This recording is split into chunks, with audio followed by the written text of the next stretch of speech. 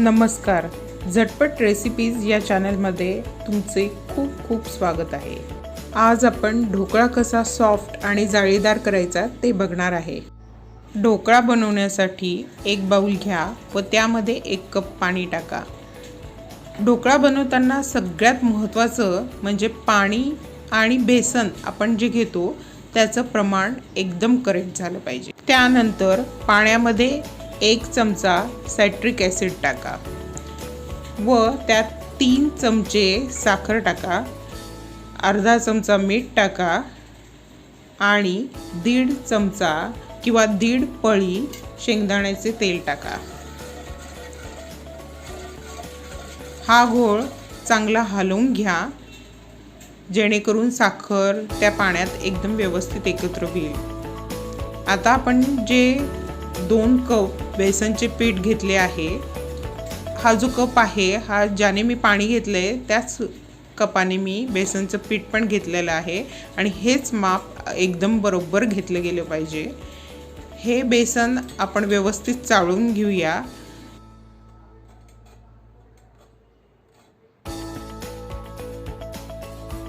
झाल्यावर हाताने किंवा व्हिस्कने आपण पूर्ण मिश्रण व्यवस्थित हलक्या हाताने एकत्र करून घेऊया. तर हे मिश्रण झाकून साधारणतः 10 ते 15 मिनिट बाजूला ठेवूया. ढोकळा आपण कुकरमध्ये करत असल्यामुळे तोपर्यंत कुकर आपण गरम करायला ठेवूया म्हणजे त्यातले पाणी उकळेल. त्यानंतर कुकरच्या डब्याला सगळ्या बाजूने आपण व्यवस्थित तेल लावून घेऊया. चला तर मग आता मिश्रणाला आपल्याला 15 मिनिट बाजूला ठेवून झालेत. आता त्याच्यामध्ये आपण 1 चमचा सोडा टाकूया. हा बेकिंग सोडा आहे.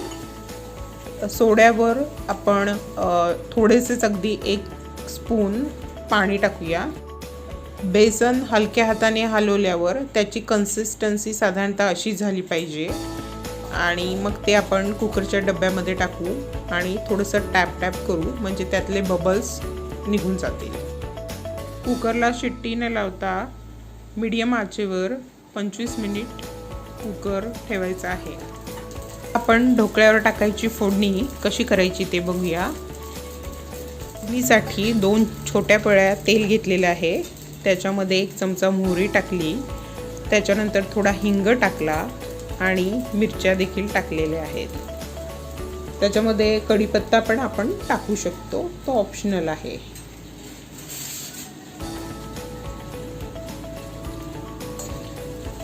मिरच्या थोड्या हलवून घेतल्यावर त्याच्यामध्ये 1 कप पाणी ॲड करायचं आहे.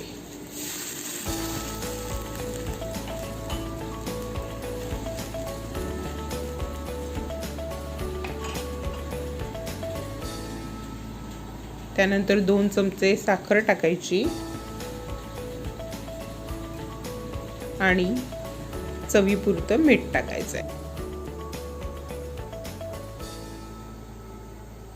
फोडणी उकळेपर्यंत आपण ढोकळा काढूया कारण त्याला 25 मिनिट झालेले आहेत. बघा ढोकळा कसा फुललेला दिसतोय.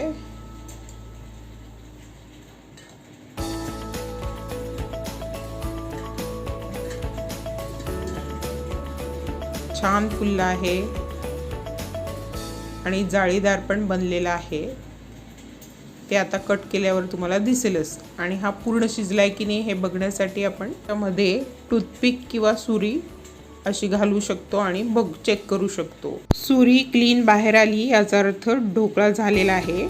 बघा कडा ॲटोमॅटिक सुटल्या तरी सुद्धा मी सुरीनी जरा कडा काढून घेते आहे.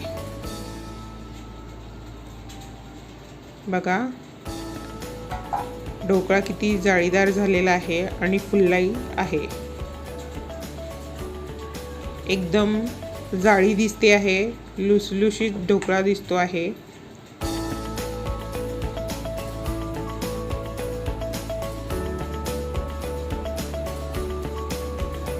आता आपण याचे समान भाग करूया. आपण कुकरमध्ये केल्यामुळे हा गोल झालेला आहे. अदरवाईज आपण मध्ये केला तर स्क्वेअर मोल्डमध्ये पण करू शकतो आणि त्याच्यामध्ये मग जास्त पीसेस आपले बनू शकतात. बघा किती जाळीदार आहे आणि सॉफ्टही झालेला आहे.